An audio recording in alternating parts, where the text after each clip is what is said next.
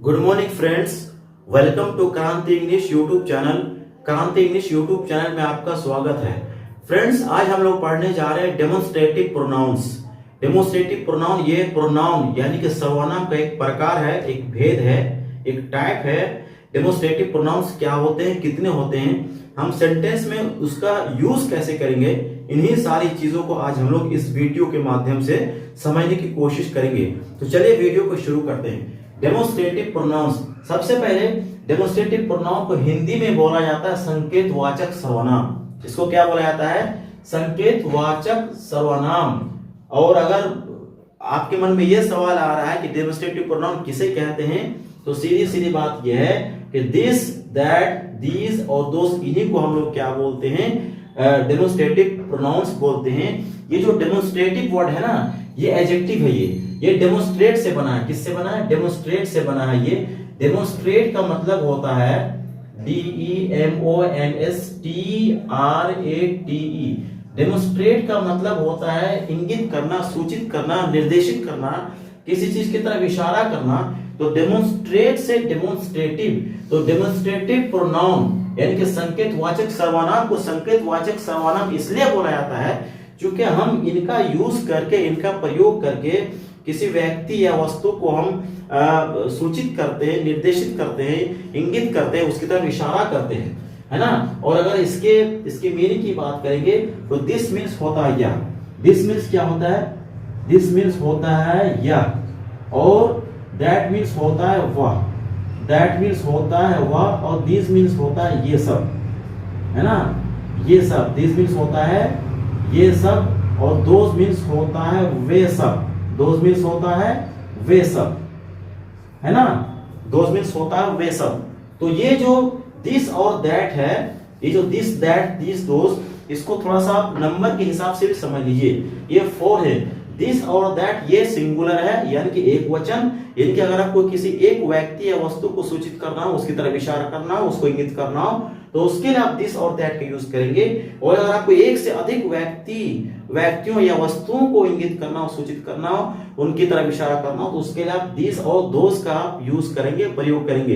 एक चीज। दूसरी चीज यह है कि दिस और दीज, दिस और दीज, जब जिस व्यक्ति या वस्तु की तरफ आप, है ना, अगर कोई चीज पास में हो, यानी कि आप जिनकी तरफ इशारा करना चाह रहे हैं, जिनको आप इंगित करना चाह रहे हैं, अगर वो पास में हो, तो इनको इंगित करने के लिए, उनकी तरफ इशारा करने के लिए आप दिस और दिस का यूज करेंगे, है ना। यानी कि अगर एक चीज की तरफ अगर कोई एक चीज, एक वस्तु या एक व्यक्ति जो पास में हो, तो उसके लिए आप दिस का यूज करेंगे। और अगर एक से अधिक व्यक्ति या वस्तु पास में हो और उनकी तरफ आपको इशारा करना हो, तो उनके लिए आप दिस का यूज करेंगे। और अगर दूर, है ना, दूर में कोई व्यक्ति या वस्तु हो, अगर एक है तो उसके लिए आप दैट का यूज करेंगे।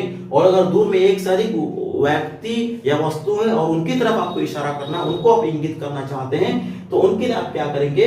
दोस का यूज करेंगे। तो कुल मिलाकर दिस और दिस का यूज पास में जो होता है उसके लिए यूज करते हैं, और दैट और दोस का यूज जो दूर में होता है उनको इंगित करने के लिए, उनकी तरफ इशारा करने के लिए दैट और दोस का यूज किया जाता है। तो ये सब दिस, दैट और दिस, दोस, इनको हम लोग क्या बोलते हैं?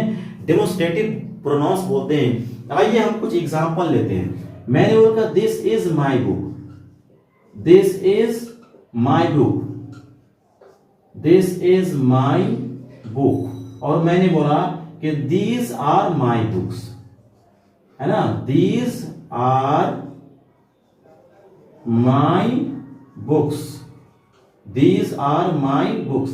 आप बोले कि दैट इज माई चेयर, है ना, दैट इज माई चेयर। और आपने बोला कि those are my chairs, those are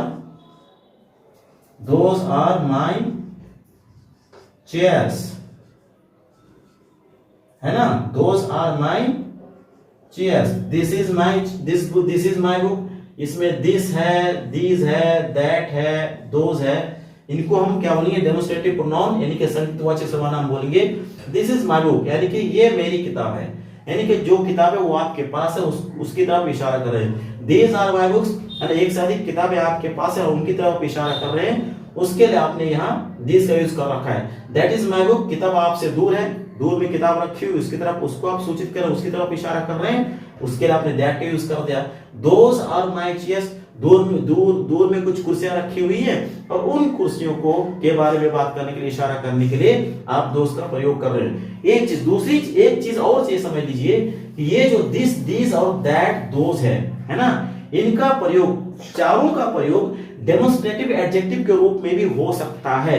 इनके बाद, इन चारों के बाद अगर आप नाउन का यूज कर रहे हैं, आपने बोला कि दिस बुक, है ना, आपने बोला कि दिस बुक्स, आपने बोला कि दैट बुक, आपने बोला दोस बुक्स, है ना, ये आपके ऊपर है कि इनके बाद नाउन का यूज करना है या नहीं है। अगर इनके तुरंत बाद आप नाउन का यूज कर रहे हैं, संज्ञा का प्रयोग कर रहे हैं, तो फिर हम इनको क्या बोलेंगे, डेमोन्स्ट्रेटिव एडजेक्टिव बोलेंगे। लेकिन अगर इनके बाद नाउन का प्रयोग नहीं हो रहा है तो इनको हम लोग क्या बोलेंगे, डेमोन्स्ट्रेटिव प्रोनाउंस बोलते हैं। याद रखिएगा फिर से कि दिस और दैट ये दोनों क्या है, सिंगुलर हैं, और दिस और दैट ये दोनों क्या है, सिंगुलर डेमोन्स्ट्रेटिव प्रोनाउंस है। एक वचन संकेतवाचक सर्वनाम है, और दीज और दोज ये दोनों क्या है, प्लूरल डेमोन्स्ट्रेटिव प्रोनाउंस है, यानी कि बहुवचन संकेतवाचक सर्वनाम है।